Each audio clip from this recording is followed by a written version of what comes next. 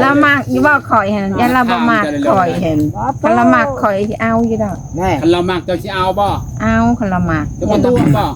ประตู แล้วมักเจ้าใด คันเรามักยันเราบ่มักยันเรากินฮอดอันนั้นยันเรากินฮอดนั่น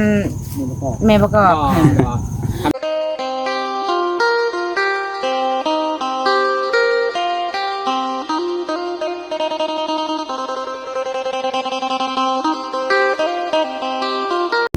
เกิด ตามไง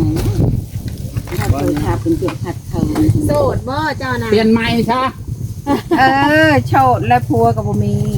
ครัวกับบุมี เป็นแม่ห้างบ่ เป็นไม่ เรา ได้ เลือกคนนะ เป็นแม่ไม้มีลูกบ่ ไม่เห็นนั่นเลย ได้ลูกไผ่ จนได้ลูกเคยลูกไผ่บ่ ได้ลูกเคยลูกชาย ใหญ่ดิ บ่คิดสิเอาอีกบ่จ้าตู่ โอ้พอแล้วเอาเลย อ้าว มีคน บัด ตึง นี้ ใจว่าแต่นั้นว่าหาอยู่แล้ว ก็แบบนี้พุตู่ก็อกหักเลยน่ะเนาะพุตู่เนาะ อย่าว่าอย่าคนอยู่ผู้เดียวแล้วพ่อใหญ่ ฮะ คนอยู่ผู้เดียวแล้วให้ลูกเคยจ้ะ ลูกเคยก็อยู่บ้านเพิ่นก็ไปเฮ็ดงานแล้วมา ไปกรุงเทพไปลูกเคยจ้ะ เนาะลูกชายค่อยไปกรุงเทพลูกเคยไปเฮ็ดงานในนี้ แต่งงานเนี่ย เฮ็ดงานดินบอก เอาเขาคือบ่ได้นอนน่ะจ้ะ พักกระมือแล้ววะคุยเลยมันเพื่อคนออกมาตอนเช้าเมื่อยยางแล้วก็มือแล้ว แล้วก็ว่าอ่ะแต่พ่อบ่ได้ยินเสียงปากก็เสียงปากดินน้อยเนาะจักว่าเขาเข้าบ้าน แล้วก็กบเลย บ้านพ่อก็ขึ้นบ้านเนาะ โมแดดกันเนาะ ชายยังไงนั่นละคอย บ่เจ้าบ่ขี้ลาย ขอบใจ บ่ขับขี้ลายมันจะเข้ากองได้ ล่าอะไรจะเขาก็เหลือนะ บ่ได้คนบ่ได้แล้วเลือกคนเนาะ น่ะ อยู่เป็นโสดมาจักปีแล้วตู่ โอ้ยผู้หักตายปีคือปีนี้แล้วเราตายเนี่ยยังเขาดำนานี่เอายังเขาดำนาเราตายให้ได้ไรขนาด ปีหนึงว่า ปีตายปีตายนั่นแหละ ปีปลายแล้วเนาะ ท้องหมักเขานี่ ปีปลายแล้วก็ยังบ่ทันแล้วก็ยังบ่ทันจักได้แล้วหากับปีหนึงเนาะแล้วก็บ่พาวปานใดแล้วว่าพ่อใหญ่หายใจฮ้อนซื่อ เอาเลย ว้าว เอาคนใหญ่ไปห่อนกันวันนี้ เป็นยังรอซิก่อนเพิ่นว่า ๆรอจะน้อยรอ จังว่าบ่แล้วแต่ว่าเขาว่าเอาผัวเอาบ้านมาทำเอาผัวนี่มันต้องหูจักเนาะคนใกล้ๆ เฮาไปก็บ่เคยเห็นเพิ่นได้จักเพิ่นไปอยู่ไส ก็อยู่ใน ไปเลี้ยงงัวเลี้ยงควายเนอะ ไปยังไปเลี้ยงงูไปเลี้ยงควายเอาคนมีงูมีควายให้ได้ไร อืม นางงัวจะไปเลี้ยงแต่ไหน นี่ลูกชาวเลี้ยงนะเฮาเลี้ยงควายได้ควายกระโปกนี่นะฮะแล้วก็ย่างไปหน้าก่อนต่อ น้ำมะนาวมะเขือหน้าเข้าของ เลี้ยงทุกมื้อบ่ เลี้ยงทุกมื้อเลยลูกชาว เมื่อยว่าเลี้ยงงัว ว่าเฮาเลี้ยงควายเนี่ย เมื่อยว่าเลี้ยงควาย อ้าวเมื่อยก็อดอะไรได้ควายตัวเองเนาะให้ได้ๆนะ อืม บ่คันเมื่อยก็หาผู้ซอยติ เอาผมไปเลี้ยงซอยบ่ อือ อืม มันเป็นนี่แหละนะเป็นเอาเว้า ตัวก็บ่อยากเนาะคันบ่มีเขาชิเวาทั่วมันบ่จนฮอดทางบ้านเฮา เขากาดีเนาะเนาะ เอ้าถ้ามันก็บ่นอมบ่ใครเว้า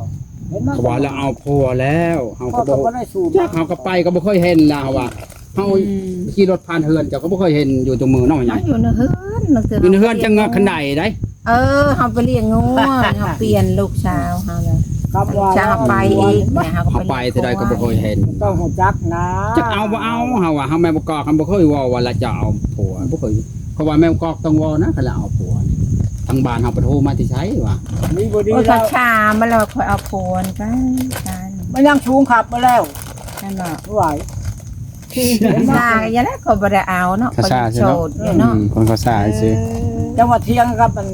เช้าอันวันเนี่ย อืม ให้เว้าเจ้าชื่อหูจัก บ่อยู่ไกลนี่บ่ฮู้ติ ยังบ่ฮู้จักพ่ออควันนั่นเด้เล่าว่าเล่าน่ะเป็นอัน มื้อเอาควายมาเลี้ยงนี่เด้อมื้อที่มาเล่นนี่นะถ้าคนจะมาเอาน้ำไม้มาแกง เป็นในชื่อ แกงแล้วเอาไปย่างแกงมาบ้าน บ่ชาวพลจะเอามาได้ชาวพลเราจะเอามาเอาคุยเลย เอ มื้อ อ นี้ อันจังซี่ เอาหมอยังมานำบ่ ก็ใช่ละ เล่าน่ะเป็นในชื่อ ป้า ตามผู้จะเว้าผู้เว้านะเล่าเป็นนั่นน้องเมียน่ะพ่อจันโว้ยเมียตายบ่ได้มาเอาน้องคำตัวพอมาก็บ่เอาก็ชื่อว่าจันน่ะเราอ่ะไม่ได้เอาเว้าเจ้าวานนี่หั่นได้เพราะว่าจังว่าเลย ก็เราเอาแต่สิบ่ได้ยินบ่ตัวเองว่าอยู่ใกล้ๆกันเนาะสิบ่ชาจังหน่อยบ่คิดเราเอากับเห็นแต่ตาดองตัวเองนี่คือแต่แน่นั่นแหละโธ่ ชาหอดวันโค โอ้ย เนาะโคตรเลย ไปเบิดบ้านเขาฮู้จักเบิดว่าเจ้าเอาผัวน่ะจะเอาไว้เอาว่าให้เอาเดี๋ยวบอกฮอดชายแดนเราบ่จัก ชายแดนเราปุ่งแหละ ฉันเอา ฉะนั้นเราของ มันจะ ป แด ก น ติ ปุ่ง เราดอกเราก็จะมีครูมีนั่นละไก่หนาวแล้วก็ปกติเราดอก เดี๋ยวว่าแล้วเอาก็บ่ได้ตีดอกเนาะเอาแล้วก็เอาเขาสิว่าได้แม่นบ่มันฮอด หนาวเราก็จะมีครูกันเราว่าจะบ่มี มันก็บ่ได้เว้า ถ้าคนถึกใจเรายันปุ๊บปั๊บเลยปุ๊บ เราบ่ได้ดอกเรื่องเนาะ เราก็เลือกบ่ได้ง่าย เรื่องอยู่บ่ ฮะ เรื่องอยู่บ่ อ้าวเลือกคนดูนะ เรื่องคนละพวก แม่นความเนาะ แม่ คนกี่การที่เอาให้ย่างเอา แล้วพ่อใหญ่เราดูได้จ้ะเจ้าคือบ่มักแล้วซะ เอามา ดำหน้าก็ดำหน้าซอยแล้วดู ทนพร้อมเนาะ มาดำหน้าซอยก็ดำมาเกี่ยวข้าวแล้วก็จะมาเกี่ยวซอย บ่ มาอยู่ เพิ่นดำมือหันเด้เพิ่นมาว่าหา บัดเกี่ยวนี่บ่เอาเพิ่นมาเกี่ยวซอยบ่ เกี่ยวก็ต้องเอามาแล้วเนาะ แล้วมีคนมาเกี่ยวซอยบ่ มีเกี่ยวเองเลยได้หลายเนาะแค่น้ำขาว อยู่ใกล้กันเรียกเบิ่งเราเนาะมาเกี่ยวก่อนก็ได้เพราะว่ามาไว้น้ำยาจังว่าสิตายเลยนี่ ที่เจ้าหวานเอามันยาคอยทำมันบ่ได้มียาแล้ว หญ้าลายดิคุมยามบ่ได้นี่นักนั่นนี่นาวัน เพราะว่าคุมยามันคุมกับมันบ่อยู่เรื่องยาเนี่ยคำผู้มีรถใหญ่ๆน่ะจะอยู่รถพอดคาดอันใดคาดแบบว่าปลูกแก่มาห่วมกันสิโล อืม รถไทยอันนี้มันก็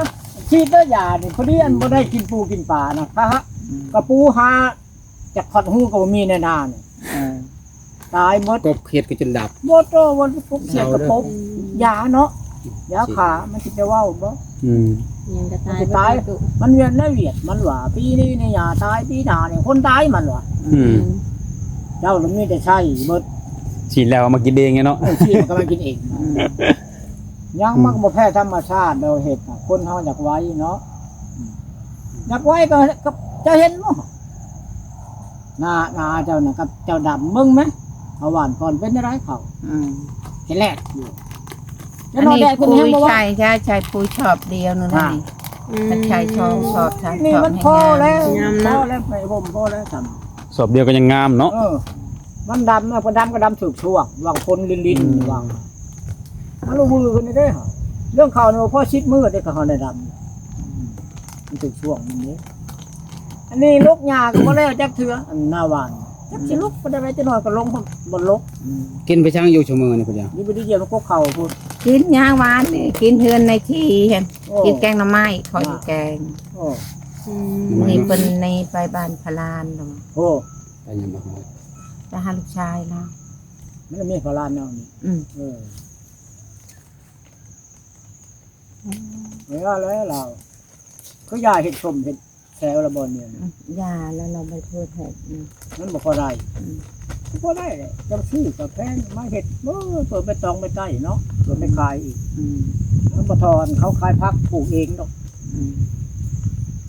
เห็นบอกเขาปลูกอันบัวเขาปลูกพักขายไม่ได้ซื้อไม่ได้ลงทุนเนาะลงทุนเล็กน้อยได้เห็นนะบักเลยทอยบอกไปซื้อแต่ซื้อแน่ปลูกเองแน่นี่คือกันนั่นเลยอันนี้เจ้าเพื่อจะไปขายเพื่อจะไปซื้อหมูแลนพาไปตองอีกมาผมมาหาเจ้าซอยอีกเพื่อจะได้โอ้ยบ่ได้มันลุบเลยเนี่ยเจ้าขายปัดผมพอละเช้าใครได้เขาก็บ่ซื้อก็จะว่าบ่เห็นแต่เก่าแล้วลงก็ลดนานเราเห็นเราก็เบิ่งอยู่ แม่ฮะอะไรยานะ มันบ่พอ มันบ่พอได้ นะ แกเพิ่นเข่านั่นเป็นทั้งแหละอาจารย์มาเทียมเพิ่น มาแน่ เนี่ยพอมาเทียมเพิ่นบ่ให้เฮ็ดเนาะ มาเทียมแล้วบ่โอ้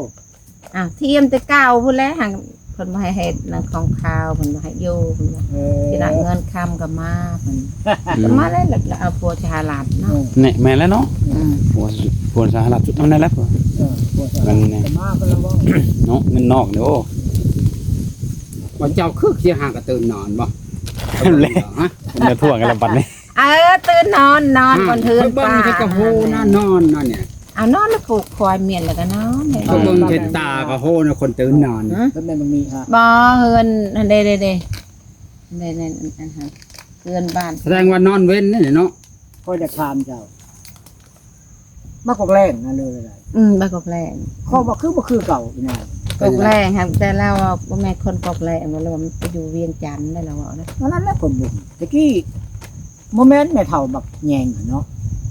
เขาไม่ถามว่าไงเขามาอยู่นี่แล้วว่า ลูกชายตาขาวนะหันไปเอา ไก่ มีอันนั้นน้องเมียบักแยง เออแล้วเขาว่าเห็นมื้อน่ะ อืม คนชื่อนาตาชิโนคือบ่คือเก่า อืม คือตู้เมียเราตะกี้ผมเห็นอันลูกบักจอมมันเด้อ้ายบักนานี่นาอยู่นั่นนี่ได้ จอมน่ะ ลูกบักจอมนั่นเอาเขียนอ้าย เอ บักนา อก็มาอยู่นี่หัน ตอน จะ นั้น ไปอยู่แล้วของเอาน้องอันนั้น ก็ว่า เมียเขา คนนี้น่ะแม่นพวกคนนี้เป็นเจ้าแท้เนาะ ลงละชื่อละเองนะเด้ตัวนี้เขานี่ชื่อเองเลยลูกชายละชื่อ เออ ละปะกับเมียเลย เนี่ย แล้วก็ชื่อเอาดินนี่ นั่นแหล้วก็เบิ่งคือบ่คือเก่าก็ว่าทำผมบอกกันนะบ่สูเห็นดอกเมืองชนเนาะไม่เคยเห็นก็ไม่เห็นคนกระทะมันทามซะเนาะคนเมืองชนมาลื้อเลยเด้ อ้าวไก่เป็นไก่กระดองนี่นะ ไก่พอบอกไผ่มันบุญน่ะปวดขาวมันตีกับ แล้ว พอ มันนอน ตาย ไม่ใช่เนี่ยนี่ นอนในเที่ยง จะไม่ได้คนหลับนะ ไผ่ที่หลักมาเคยหลัก มองไม่ได้เลยก็ว่าแล้วยังแต่ผู้เดียวบ้านคนกระจายเลยที่ว่ามีแต่ร้านคนหลักแค่บ้านปุ่งไม่ได้ จังว่าหาบ้านหาบ่ได้เว้า บ้านนี้พอบ้านกุ้ยแล้วอ่ะบ้านตายเพราะยังหลักอยู่เราอ่ะบ้านกุ้ยมันมันมีแต่บักฟ้านได้คนแน่เนาะ เฮ็ดในหลายบ้านนี่สิมาจอดหน้าซื่อๆ มาจอบหน้าแล้วก็เมื่อแล้วคอยผูกอยู่พูนยันคอยโหลดกินข้าวก็ ถ้า จะ รูดแล้วว่า ผูกพากิโต คอยแม่ลูกคันนี้เจ้าแพน มันจะเก่าผูกจะพายคนนี้ ผูกแล้วก็จะนอนนานอันนี้เขาไปได้นอนนานแล้วเขาเอามือ ใครต้องมีอย่างเนื้อก็จะมาจะประมาณนี้นิดนั่นจะน้อยจังเมื่อจุกคิดจะคัดแน่เติมปริมาณเป็นระดับขาดแล้วเนาะ คิดแบบนี้ ทุกคนเล แต่ ย ว่าเขาออกปลาดังก็แต่ว่าปลาเมื่อวีอีจังปัดเติมเงินก็จนตะเบานู้ ไล่กันนะสั่นเอ้ยอันที่รถมาจังหมดที่ว่าเจ้าเอาผัวแล้วก็สิกายเขาบ้าง เขาหาแม่บอก เจ้าว่าฉันนะมันบ่มีบ่อนไปเลย แม่ประกอบเลยเขาอันนั้นนั่นได้ใช่ไหมเขาอีเตียเขาบอนั่นป่ะเขาบอเฮ็ดแล้วเนาะ ก็เด็กน้อยวัยรุ่น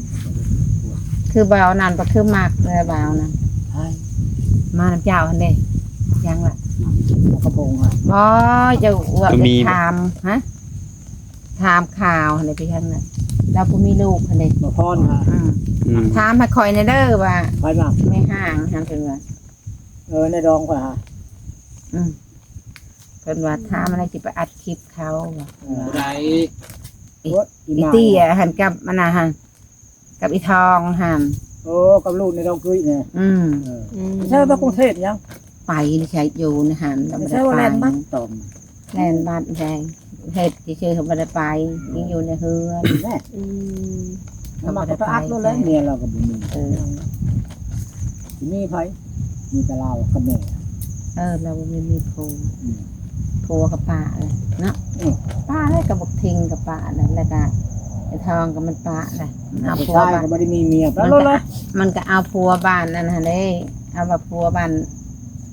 น้องบัวฮะป้ากันเลย มันสิไปก็สิชวนไปลงชูนี่แต่เพื่อนบ่พรนี่ย่างยัง ไปไป บ่อีพ่อจะไปนั่นแหละเนาะ มื้ออันแดดมันสิไปลิ้นได้แล้วเขาจะไปน้ำว่าเขาอีนายน่ะเขาอีทอง ใช้เอาโดนก็ได้ อ้าวเพื่อนทางเข้านี่ คนจัง อีทองกับอีเตียเด้ แล้วเคยมาถ่ายคลิปนั้นบ่เพิ่น เราบ่ได้เคยมาหาละถามคอยบ่พรถามคอยไม่ห้างบ่นั่นลูกผู้สาวเราอะแล้วก็ว่าไม่ห้างคอยบอกเราชนใจเด้อคืออัดคลิปเขาก่อนเราว่าหากบ่เห็นเราไปจักเทื่อหากเราเว้า บ่พอเว้า อืม กูมื้อนี่ก็เว้าแล้วเราไปก็ยากน้ำลูกนี่แหละ อืม นี่ก็นี่น้ำก็หาก็ไปได้ก็ดีมันจะไปได้น้ำท่วมมาทอดคำเท่า น้ำท่วมบ้านเรา ไหว อืม ทีนี้เขาไม่น้ำแทนน่ะนับแต่แถวบ้านบ่อคำพง หากก็เห็นเพจเราช่องชำนึง เห็นแล้ว แต่เก่ามันบ่เห็นมันเห็นเพจบ่พร แม่ก็รอละมาดอกนางหัวเจ้าว่าเจ้าประทับน้ำพัวแล้วก็มาเลย บ่ถามคือยังสิมา พระภัยก็ว่าชาบนทีบเนอะละมานแล้วละมานแล้วก็มานแล้วมันสิหนาวเลยเด้ตัวนี้ต้องข้างเลยตัวว่าบ่ได้ก็มีแต่ว่าร้อนแล้วตู้ทายเนี่ยว่า สิบ่ได้เมียดอกเนาะตู่เนาะ แล้วรุ่นยาแล้ว ไปทางใดก็มีแต่ว่ารอเบิ่งเนาะ จะรอ ถึงปฏิเสธตลอดบ่ ว่าแต่บิดคือเนาะยาแล้ว เอานั่นเลยน้าไม่ประกอบกันเลยเราบ่เอาบ่ แล้วมีแล้วพระเจ้ามาหากันอยู่ พายมาหาคือบ่เห็น ตัวเจ้าบุตรหูจักเราละมาเจาะอยู่ตัวมีฮันเด โอ้ยตัวมีมาชั่วคราวเนาะ เสียข้าวว่าได้พระเจ้าเข้ากันแล้วเนาะ เจ้าสิเอาบ่ตรงนี้เปลี่ยนกั ก็ น ทำข่าว เปลี่ยนกัน ทำข่าวเจ้าจะได้ เรามักอยู่บ่ข่อยเห็นยันเราบ่มักข่อยเห็นคันเรามักข่อยสิเอาอยู่ดอก แน่ คันเรามักเจ้าสิเอาบ่ เอาคันเรามัก จะบ่ตู้บ่ ประตู แล้วมักเจ้าใด คันเรามักยันเราบ่มักยันเราคิดฮอดอันนั้นยันเราคิดฮอดนั่น นี่มันก็ แม่ประกอบ คันแล้วชวนคนมาหาเจ้าเลยก็ยันเขาบ่มักบ่ กระแมนมันบ่แถลงแถลงมันก็ถามข่าวจะได้ เอาได้คันจะเอาได้ เสร็จว่าดีเนาะ พอเอาจะได้มั เอา น ไปได้วันนี้ มันก็ว่าอยู่เห็นบ่มันก็ ข่าวเลยเนาะ ว่าผู้ชายว่าออกพรรษามาขอมันลึงหลังอยู่มันขึ้นเจ้าลายนะ เราอยากชอบจิตจงใจนะเจ้าเลือกคิดไปแล้วนะคิดแต่เจ้านะ ก็บ่ได้คิดแต่ข่อยแล้วก็มาลมข่อยแล้วเนาะ ก็มาได้ ถ้าพามเจ้าคอละวะเราจังมาว้าวเจ้าจักสิมักเจ้าเราก็ยันสิเปรียบแล้วเราเฒ่าแหละ เอามาได้มักเขามาแล้ว เรา เนาะ ก็ยังมาหั่นดิชุดนั้นเด้ชื่อ ชุด ตั ใด วมูหั่นดิเราเงินให้เจ้าหั่นดิ ถ้าเรามาเธอเดียวนะเนาะ เรากับแม่นั่นแล้วเนาะของเราก็ว่าเจ้ามี ไม่เจ้ามีผู้เอาแล้ว บ้านแห้งว่าเอาผัวซ้ำ เขาชาเลยเนาะ อ้าวมันว่าลิ้น น ไหล อนลงหักหลายมื้อเติมเนาะตู่ เพราะว่าบ่เขาเอาผัวเนี่ยบางทีเราฮอดเฮานามานั่งไปเป็นเฒ่าเป็นแก่เพื่อนเรานำได้ ไก่คามัน เพราะนั้นเป็นด ก็ อง ตีมันได้หักนะ เขาขอลูกเช้าก็ยังฮอดคอยหั่นนะอันนี้เราเอาสิบ่ฮอดบ่แม่นบ่ ยันแล้วยันเราหลักเอา ใช่ไหม หลักเอา เนาะ ว่าเพิ่นนั้นบ่น่าอีกพออีกควันเว้าวานชื่นนี่แล้วเว้าจังซี่ เอาอะไรแต่เอาพายก็เอาหัน แล้วว่าเอาคนกลับบ้านลูกก็เบาเก่าแล้วเกี่ยวใส่บ่เพราะว่าคิดนะ อืม คิดไปคิดมาเลยทำแม่นก็เว้าก็เบาน้อมบ่เห็นแต่ตะรองจริงกันนะหาเราเว้าแล้วบ่เอาคนกินอันนี้ในยินตัวเองก็เว้าว่าความจริงได้อันนี้มันว่าเว้าอันนั้นแหละ จะดองจริงแต่มาลมข่อย เฮาเจ้าก็ว่าคำจะตกลงเราเอาได้เจ้าก็เว้าเสียคอยพอคิดแต่ผู้นั้น เขาก็บอกเขาบอก คำว่า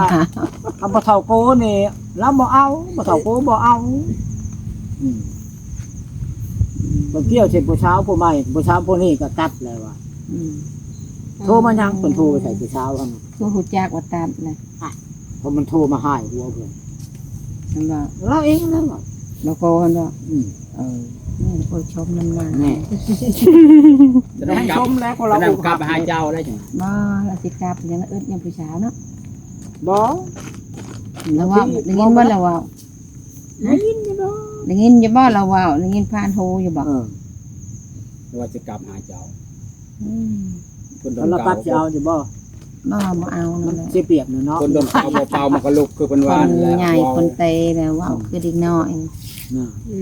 ม อ้าวบ่มีพอเอาก็เอาตู้พายนี่แหละ เออ ไปที่เข้า แม่ บ่ ฟังประตูเว้าเนี่ยม อ้าว แม่นแล้วนะตู้เนาะ หน้าก็ติดกัน หน้าก็ใกล้กันเนาะน่ะ เอ้ยนะลองมาเอาผู้เฒ่า เอ ดู อ ว่าเนาะ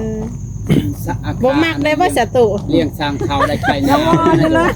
เฮานำบ่ได้ชื่อผู้ชื่อยาได้คำเล่ากับคำพ่อก็กินอยู่เนาะ เออ บ่กับบ่ตันวิเศษว่าบ่กิน เพราะว่า คำว่าไปเวียดไปหาก็กินนั่นแหละเนาะเมาแล้วก็นอนบ่แม่นสิไปหาโคจะหน้าจะนี่ก็นอนทำอันนั้นก็แม่นคนเมาได้ อืม ก็คนไปอะโลโกเกนน่ะมันบ่ได้เมานะคนประโยชน์แม่นบ่ก็เมาก็สิไปได้คือปล่อยแต่ก็เมาแล้วก็นอนลง อืม คนมันเมาหลายแบบแล้วเนี่ย มาแบบอาละวาดบ่ แบบเนาะ เมาบ่คือกัน เมาจะไปตีคนอย่างอาละวาด คือบ่ แน่ คือน อ กัน น บางคนก็เมาบ่จักม่วนจักเต้นเนาะบางคน มั น่ะ นก็เต้นก็หัก อืม ทำเมาอาละวาดคนอยากเกิดอยากหาเรื่อง บางคนเมาไปหาดาคนก็มี หาเรื่องหมู่ตีแล้วก็ได้เงินแล้ว อืม หลายคนจะได้ใส่หัวกันนะ ไม่ใช่ผู้หนึ่งบ่ได้มา ใช่ ผู้ก็มาเลย ผู้ใด อันนี้คือบ่เห็นเคยเห็นถึง เคยเห็นบ่หากะมา ลาบหากันมา เอาวันนั้นน่ะเด้ไผอะไรที่จะมาตอนนั้นน่ะแล้วคนละเทิงนั่นแหละ ตัวบอยตัวเรื่องบักกำพงบ่เราไปบ่ได้แล้วบักกำพงนะ มันเป็นหยัง เมียเราไปบ่ได้บ่แม่นเราไปบ่ได้ดอก เมียแล้ว เมียน่ะหลายปีจักพญาติไปสั่ง อืม สติบิตบ่น่ะล่มคุ้มแล้วผลิตจังซี่ เออ แล้วบ้านนี่หลายปีแล้วมาปีนี้น่ะมาเป่าหลังตู้หดนี่ อืม เป่าช่องมืออย่าให้มันเศร้าเป่ามือจะบิดย่างได้เห็นว่าบอกเฮาเว้ากันสุดจันวานป้าประแท้ค่ะ อืมอืม ย่างได้ช่องกระแทบได้แล้ว อืม มาบัดนี้ได้ช่อง3มื้อเพราะว่าเจ็บบ่เจ็บได้เจ้าย้อนมาแต่พุ่นเนาะบางทีก็มันหัดได้พอเราจอดได้ อืม อืม แต่เทียบกินยา กินตลอดยาน่ะชุดละ1,000-2,000 เมียแล้ว ในบ้านนี่ว่า เป็นเอง บ่นอนแล้ว ก็ ก็ บ่ ไป ได้ บ่ได้แล้วเพิ่นน่ะ อืม เฮ็ดจังไดก็บ่เห็นพญาบ่ได้มาบ่กำพงน่ะจะบอก ผู้ชายแล้วว่าโทรหา นี่ดอก คนโสดเนาะก็ อืม ลูกสาวแล้วโทรหา เจ้า เนาะ คนโสดผู้ชายแล้วโทรหาเนาะ โทษคือคนเห็นไปโทษซะเจ้าก็บ่เห็นโทรไปจักเทื่อจักก็โทรไปได้พอคนนี้แฮงเนาะ คนมีแหงบ่ไง มีแฮงเขาเสียบมารับแล้วเนาะ กับปากหมักก็มีแฮงอยู่ดอกเนาะ แน่ ได้คุยนำบ่ เพิ่นได้คุย แม่นแหละตู้ นี่สมัยว่ากูตาย เจ้าหม้อแล้วมีเบอร์โทร ผมนี่เพิ่นโทรผมนี่ก็ก่อนมาก็เอื้อนใช่นะกว่า เออ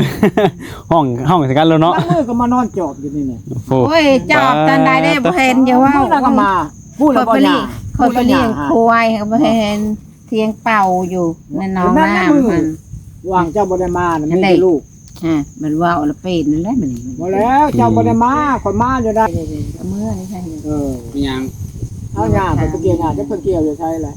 เกี่ยวเฮือนปลาเมนี อืม เพราะว่ารับเกี่ยวอยู่สวนก็บ่ก็รอหาบ่เห็นในสวนนี่ก็ คอยพี่ไปเกี่ยวโลเล่บ่บริคอน้ำเจ้าเจ้าขี้หายบ่ เอาเลยเลย นี่ดิเราให้เลยเด้ เกี่ยวโอ้เกี่ยวบ่เบิดลงหญ้านะ อืม หาหลายเนาะ ไม่ได้มาเกี่ยวกับห้องใช้พอดีประตูมาเกี่ยวซอย นี่น่ะบ้าน เนาะตู้ เอิ้นบ่ อืมโอ้ยประตูเราก็มาซอยแล้วแหละ วันที่เกี่ยวเฮือนเรา โอ้ยมีอุปกรณ์มันมืดพ้นใช่ก่อน นี่พนตก มันจะขาว มันก็ มัน น้ จะดอกได้ มันอยาก มันแห้งรวมไปย้ำมันก็จำดอกมันก็บอกขับเนาะ ปลาแมงไม่นะเกี่ยวเทิน โอ้ยมันบ่ดอกเห็นว่ามันดำอยู่